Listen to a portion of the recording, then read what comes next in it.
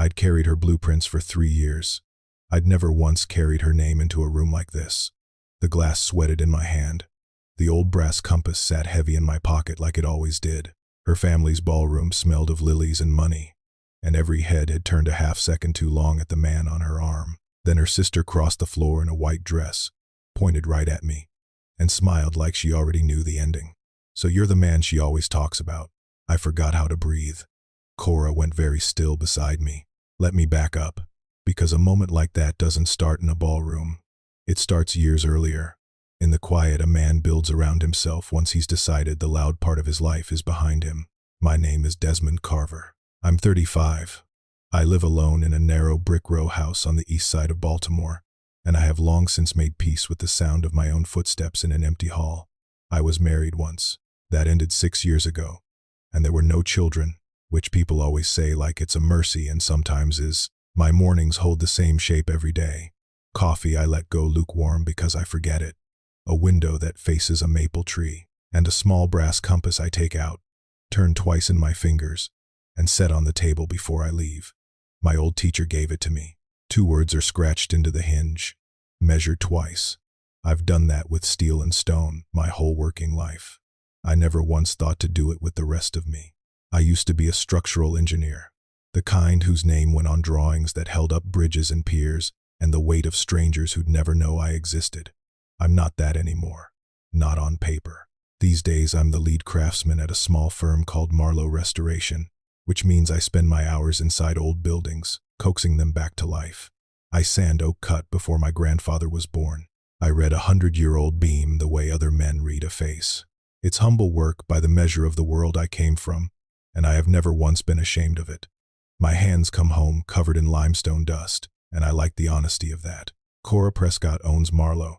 She's 33, 2 years younger than me, and she is the quietest boss I've ever had, which is its own kind of strength. She doesn't fill silences. She doesn't perform for the room. When she walks a job site, she talks to the men laying the floor before she talks to the architect holding the money. And I noticed that about her on the first day, the way you notice a thing you're going to spend a long time trying not to think about. For 3 years, I kept a clean line between us. She signed my checks. I kept my distance the way you keep your hand off a wet rail. It felt like respect. Looking back, some of it was fear, which is how I ended up in her family's ballroom on a warm night in early summer, holding a whiskey I didn't want, wearing the one good navy jacket I owned. She'd asked me 2 days before, in the doorway of the site trailer, sawdust still floating in the light between us. "Represent the firm," she'd said. "The Ashgrove reveal is a family thing, and the family should see who's actually doing the work." Then she looked down at her clipboard and added, "Softer," like it slipped out, and I didn't want to walk in alone. Both of those things were true. I only heard the first one. That's the trouble with a man who's trained himself not to hope. He develops a talent for missing the sentence that matters. Ashgrove Hall was the reason any of us were there. A great sprawling house of oak and stone the Prescotts had held for 4 generations, gone soft with neglect, and Marlowe had won the contract to bring it back. I'd spent months in that house. I knew its bones better than the people who owned it. Walking into their party felt like walking into a room I'd already met, except the room hadn't met me. Her father found me inside 10 minutes. Randall Prescott is tall, with a gray, careful face, and he shook my hand the way you'd handle a tool you weren't sure was clean. "You're the contractor," he said. Not a question, a category. Then came Chase Ludlow, whose handshake was the opposite problem. Too firm, held a beat too long. Chase ran the contracting outfit on Ashgrove, and the family clearly thought of him as the sort of man Cora ought to end up with. "Cora's little restoration guy," he said, tasting it. I kept my voice level, because I've had a lot of practice keeping my voice level in rooms deciding what I'm allowed to be. To understand what Delia's sentence did to me at that door, you have to understand the 3 years before it, and how a man like me learns, slowly and against his own better judgment, to trust. It started the way most real things do, without either of us noticing. I came to Marlowe in the winter of 2022, hired off a stack of references and a portfolio of old houses I'd brought back from the edge. Cora didn't ask me much about where I'd been before. I was grateful for that. I'd spent a few years being careful about that particular door, and she never once tried the handle. What she did instead was watch how I worked. On my second week, she caught me at the ritual. The compass out on the sill, turned twice, set down. She didn't say anything then, but a month later, when a young mason on the crew named Danny was about to pour before the footing had cured right, she stopped him with 3 words. Measure twice, Danny. Then she looked at me across the room, just for a second, and I understood she'd been listening all along. She'd taken my habit and made it the house language. That's a small thing. It's also the kind of thing that undoes a careful man if he lets it, and I was letting it without knowing I was. The work bonded us the way work does. We spent long evenings inside empty buildings, arguing kindly about joists and lime plaster and how much of a thing you're allowed to replace before it stops being the thing. She was fierce about the men on the crew. When a client tried to shave the budget by cutting the guys overtime, she took the hit out of her own margin and never told them. I only knew because I did the numbers late one night and saw where the money had quietly gone. I started to look forward to the rain, honestly, because rain meant we'd end up under the same tarp, drinking bad coffee, the wet smell of stone rising up around us, her laugh coming easier than it did in daylight. She'd tell me about the houses she'd loved as a girl. I'd tell her almost nothing about myself, and she let me keep it, and somehow that felt like being known anyway. There's a particular kind of intimacy in restoring something old together. You spend your days looking at what other people let fall apart, and you start to trust the person looking beside you more than you trust almost anyone. We'd find a place where somebody had papered over a mistake 50 years back, and she'd shake her head and say, "Someone was in a hurry here," and I'd think that she read buildings the way I did, as a record of every choice the people before us made when they were sure no one would ever check. I checked. She checked. It turned out to be the thing we had most in common. And it took me an embarrassingly long time to notice that 2 people who both refuse to look away from the truth tend to end up looking very closely at each other. And somewhere in there, without permission, I started measuring my days by whether I'd see her. I never said it. I want to be clear about that, because it matters to how blind I turned out to be. I kept the line. She was my boss. I'd already had one life burned down around a woman, and I'd built the whole quiet architecture of my days precisely so that couldn't happen again. So when the feeling came, I filed it. I called it respect. I called it liking my job. I called it anything but its name. And I got very good at the calling, the way you get good at any lie you tell yourself every single morning.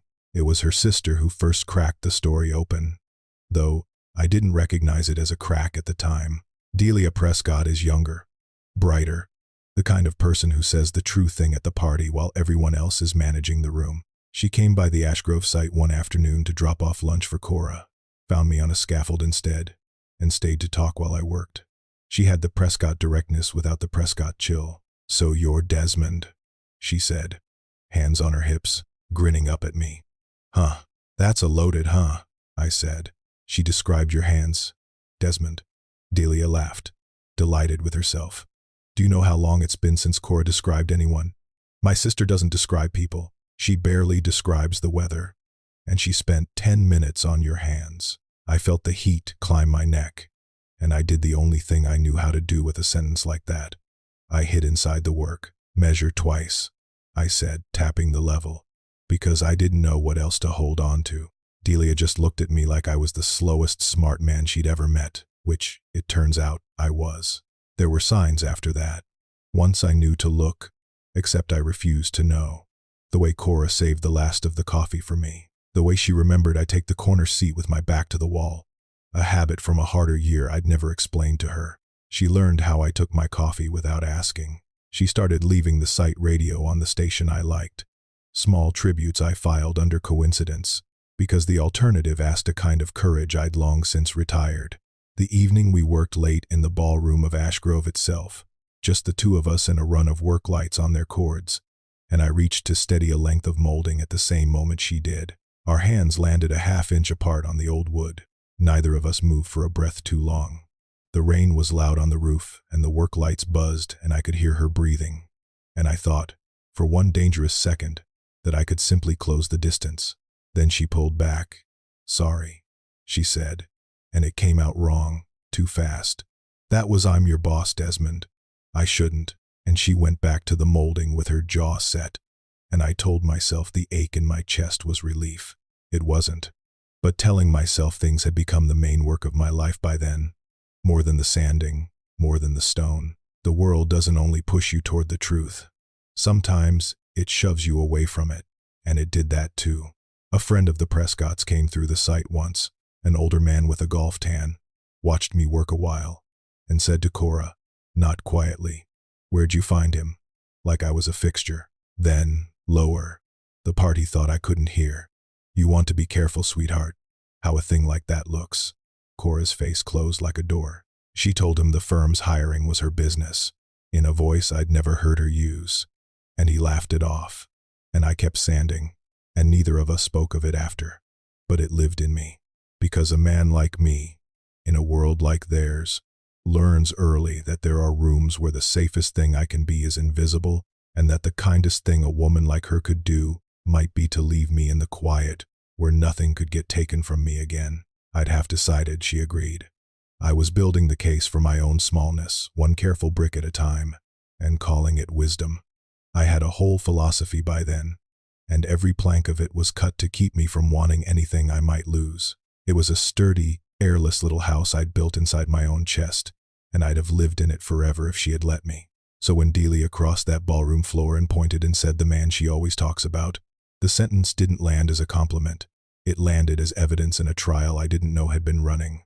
3 years of a story I'd been living inside without ever once reading. And Cora, beside me, going so still, so caught, that I finally understood I'd measured everything in my life twice, except the one thing that had been quietly trying to hold my weight all along. I didn't get to sit in that understanding long. The world I'd been so careful to stay small in had one more thing to say to me, and it walked in wearing a dress I recognized. I heard her before I saw her. There's a register to Bianca's laugh, bright and public, pitched to Carrie, and it cut across that ballroom like a struck glass. My ex-wife has always known how to enter a room. We'd been divorced 6 years. I hadn't laid eyes on her in most of that time, and yet the sound put me right back in a marriage that ended when my name was worth nothing. She found me by the tall windows. Of course she did. Bianca can smell proximity to money the way I can smell a rotted joist. "Desmond Carver," she said, delighted, loud enough for the nearest cluster of guests to turn.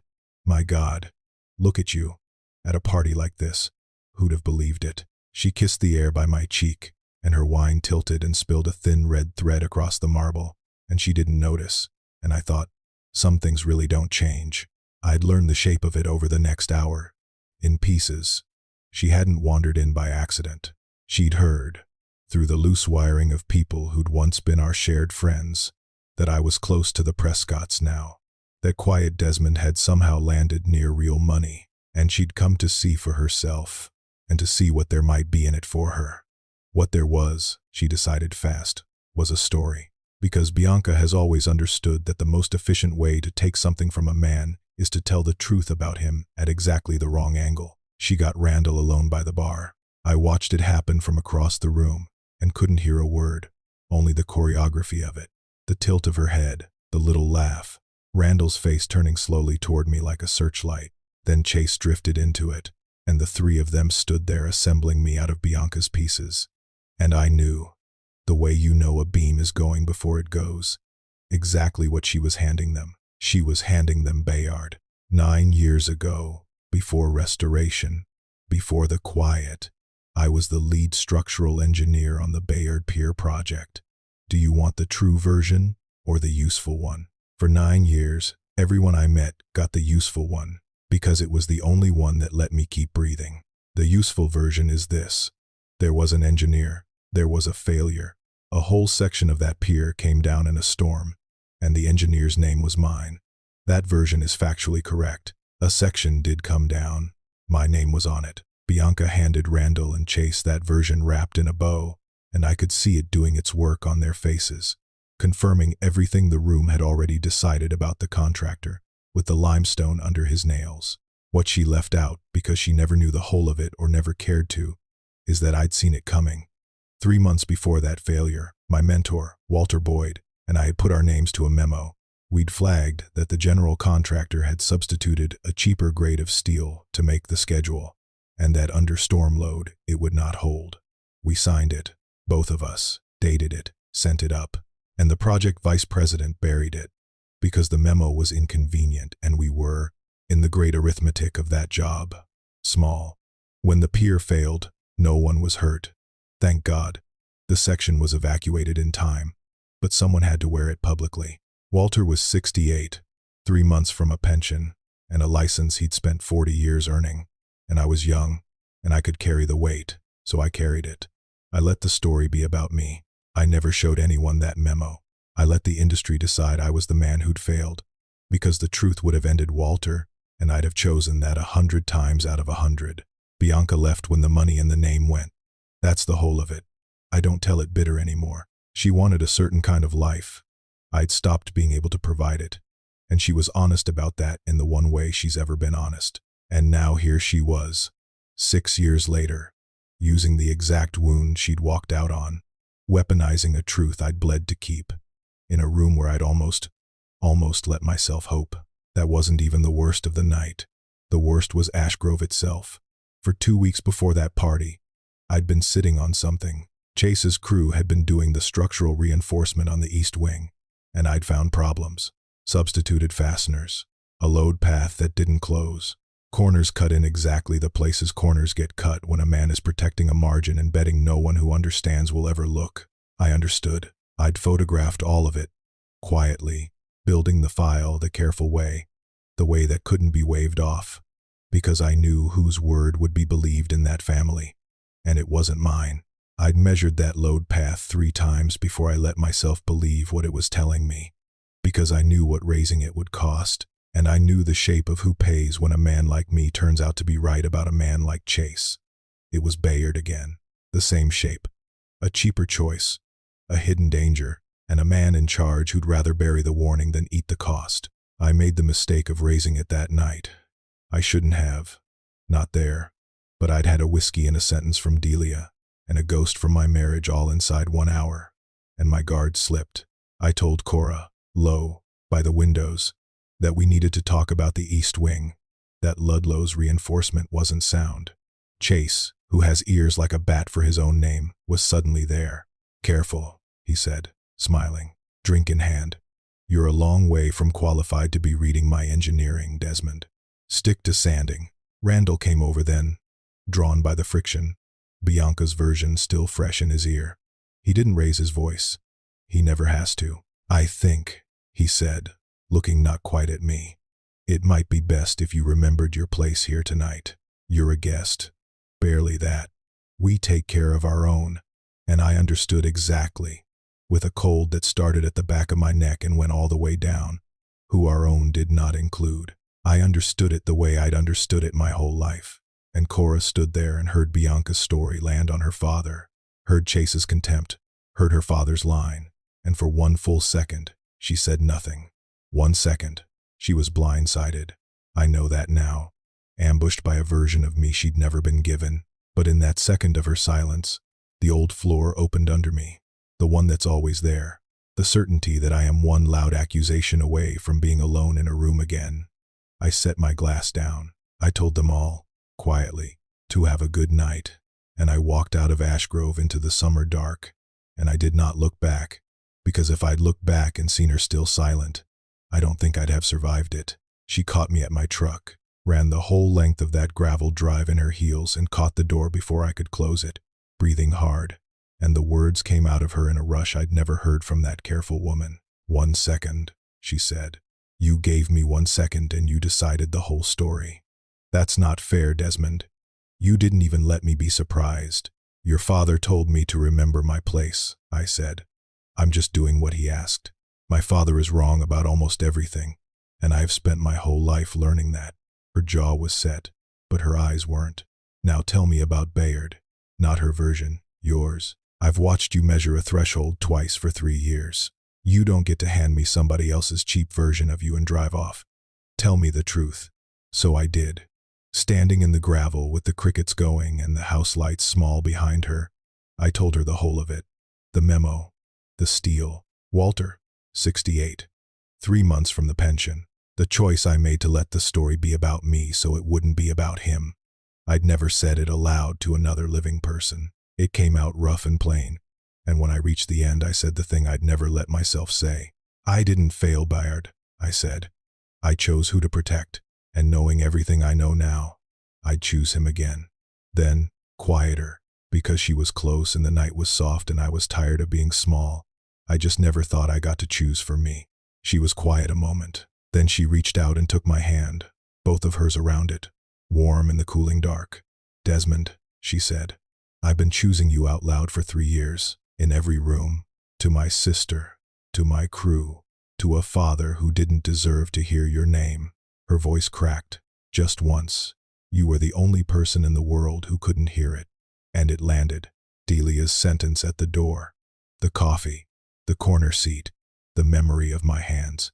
It all landed at once, 3 years arriving in a single second, and something I'd bricked over a long time ago cracked cleanly open. I didn't kiss her. Not there. Not yet. Some doors you've kept shut that long, you open slow, with both hands, so you can be sure there'll still be a door in the morning and not just one more thing you dreamed.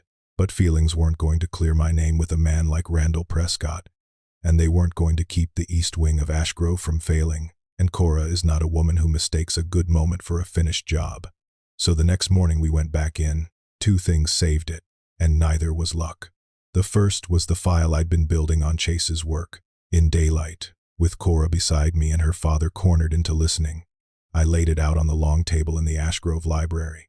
The photographs, the substituted fasteners, the load path that didn't close. I walked Randall through it the way you walk a man through a thing he doesn't want to see, patiently, until he can't unsee it. Chase blustered. Chase called it the opinion of a sander. But Randall Prescott didn't build 4 generations of anything by being unable to read a drawing, and I watched him go pale as he understood that the man he'd told to remember his place had just kept the east wing of his family's house from coming down on a room full of people. The second thing came from a direction I never expected. Walter had passed 2 years before, quietly, in a house by the water he'd finally gotten to retire into. But Delia had spent the night after the party doing what Delia does, which is refuse to let a wrong thing stand. She'd tracked down Walter's daughter through an old firm directory, and Walter's daughter, going through boxes she'd never had the heart to open, found the memo, the original, March 2017. 2 signatures, his and mine, the date, the warning, plain as a beam. It arrived on the 3rd day in a stiff envelope, and I held that yellowed paper in my hands and, honestly, I wept a little, because for 9 years I'd been the only one who knew that page existed, and now it was real in someone else's hands. We spread it on the same library table. Randall read it twice. He looked at Walter's signature, then at mine beside it, dated 3 months before the failure that had erased me, and I watched a lifetime of easy certainty go quiet in his face. He set the memo down the way you set down, something you've broken. He didn't apologize. Not then. But he read my name on that page a 3rd time, and I watched him understand that for 9 years the whole industry had told a story with the wrong man's name in it, and that his daughter, the one he'd tried to steer away from me, had seen it clearly the entire time. That is a great deal for a proud man to swallow standing up. To his credit, he swallowed it standing up. Bianca made one last run at it in the foyer. She smiled the way she used to and said, "Tell them what you really are, Desmond. Or should I?"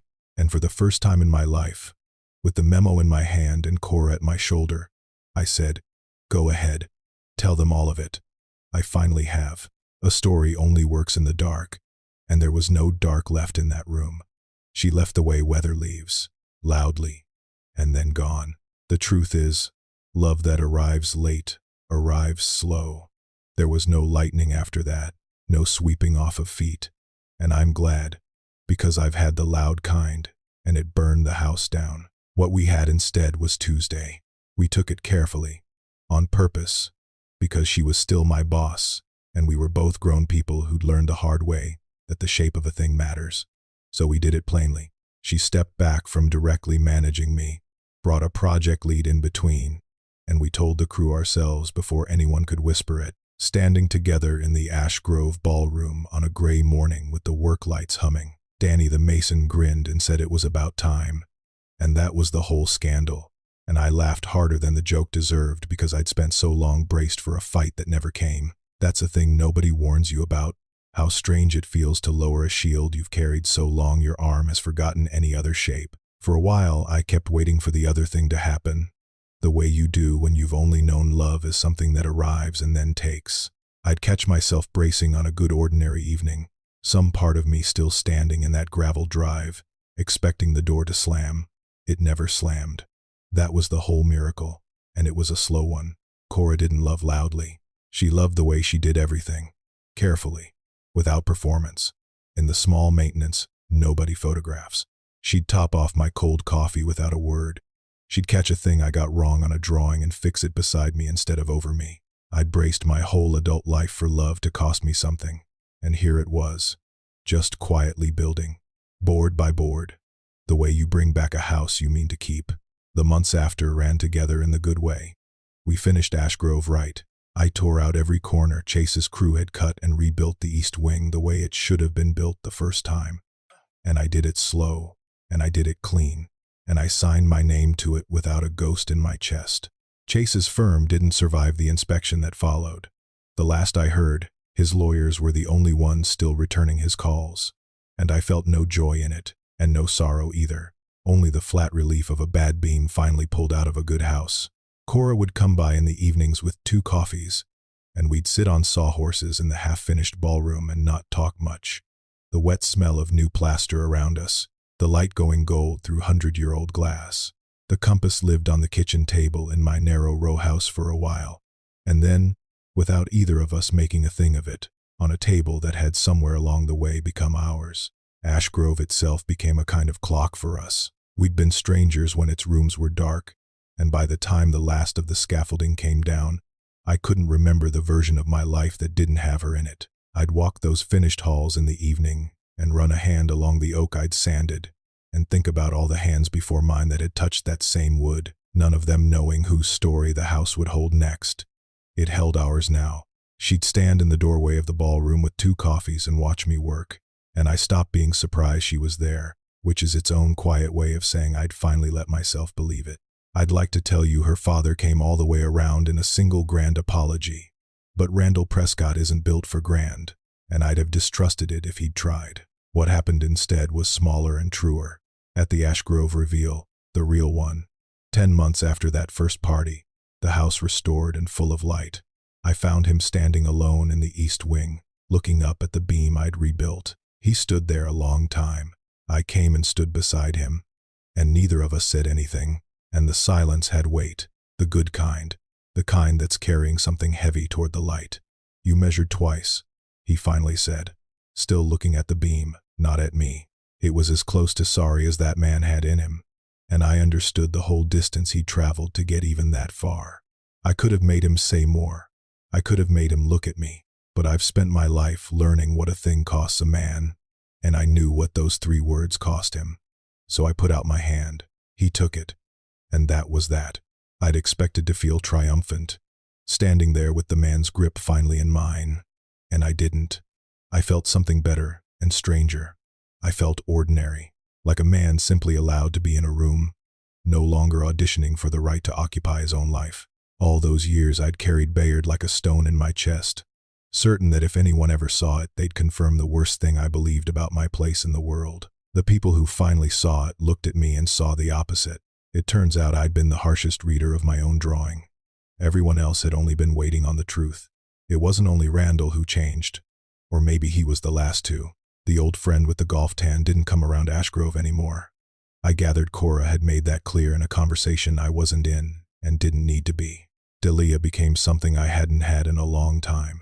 Family that chose me, loud and delighted, forever pointing me out at gatherings like she'd personally invented me. The man she always talks about, she'd announce, every single time, until it stopped being the sentence that ambushed me at a door and became the one that told me where I belonged.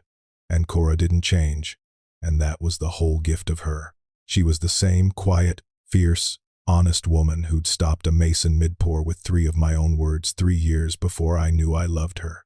She still talks to the crew before the architect. She still takes the hit out of her own margin. She still describes almost nothing and almost no one, which is exactly how I know that when she describes me, she means every word of it, all the way down. And on the mornings I forget that, which I still do, she'll catch my eye across a room and not say a thing. And that turns out to be its own kind of describing, the kind that stopped needing words a long time ago. I think about that ballroom sometimes, the whiskey I didn't want, the compass heavy in my pocket, the exact instant her sister crossed the floor and said the sentence that ended one life of mine and started another. And I think about how close I came to walking out of that story before I understood I was the lead in it. How many years I spent making myself small enough to survive rooms that didn't want me, calling it wisdom, when it was only fear and a good coat. I don't live small anymore. I sign my name to my work, and every morning I still take out the brass compass and turn it twice. But I don't measure my own worth against the room anymore. Somebody answered it out loud. For 3 years, in every room I was too afraid to hear it in. Measure twice, my old teacher used to say, and I spent my life thinking he meant the steel. I finally understand he never meant the steel at all. He meant this, the second look at a life you almost let walk right past you. So, 2 honest questions, from a man who nearly got it wrong. Would you have walked into that ballroom, head high, on someone's arm, or would you have spent your whole life out in the drive, measuring the door, deciding before anyone got the chance that you weren't the kind of thing that got chosen? And when someone finally says your name out loud, in a room you were sure you didn't belong in, do you let yourself hear it? Or do you decide, brick by careful brick, that they must mean somebody else?